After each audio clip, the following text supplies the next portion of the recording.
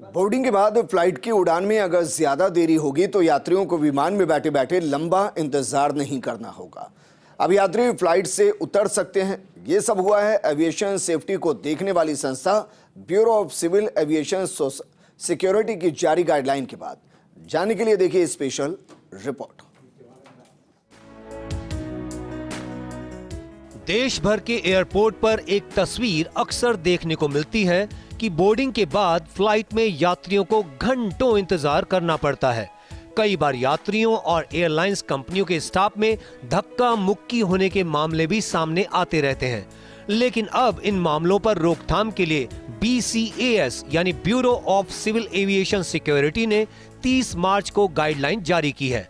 Guideline के अनुसार airline कंपनियों को यात्रियों को एयरपोर्ट के एग्जिट गेट यानी डिपार्चर गेट से बाहर निकालने की परमिशन दी जाएगी।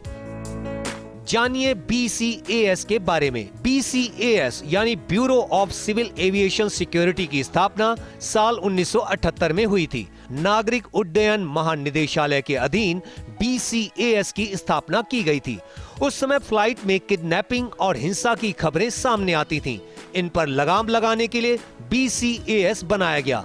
अप्रैल 1987 में BCAS को ऑटोनोमस डिपार्टमेंट बना दिया गया। इसका काम अंतरराष्ट्रीय नागरिक उड्डयन संगठन के मानकों, कार्य प्रणालियों और भारत के राष्ट्रीय नागर विमानन सुरक्षा मानकों से जुड़े प्रोटोकॉल्स की निगरानी करना है। दरअसल देश भर के एयरपोर्ट पर नियम है कि विमान पहले आओ पहले पाओ के आधार पर टेक ऑफ करते हैं।